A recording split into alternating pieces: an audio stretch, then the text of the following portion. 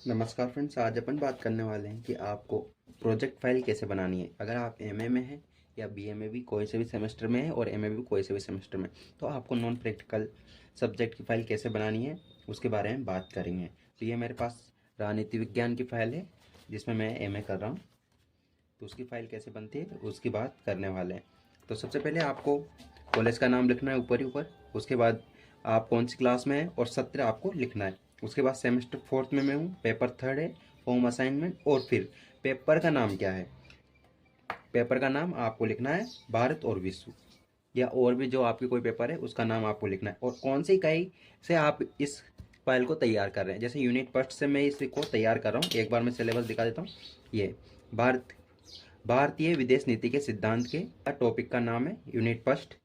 तो इसका मतलब ये है कि मैं ये जो असाइनमेंट है इस यूनिट से पूरा कंप्लीट करूँगा। पूरे इसमें जो 14 से 15 पेज भरने होते हैं, वन साइड एक, तो आपको ये भरने हैं।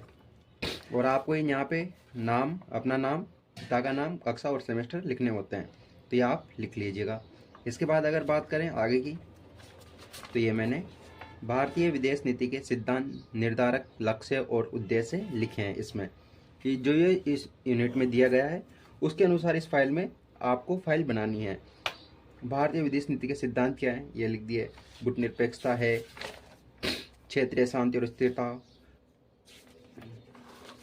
शांतिपूर्ण अस्तित्व। भारतीय विदेश नीति के निर्धारक क्या है, आंतरिक निर्धारक, निर्धारण कैसे करते हैं, भारतीय विदेश नीति का निर्धारण कैसे होता है उसके बारे में, ये आर्थिक स्थिति, राष्ट्रीय सुरक्षा, इन सभी के बारे में लिखा गया है।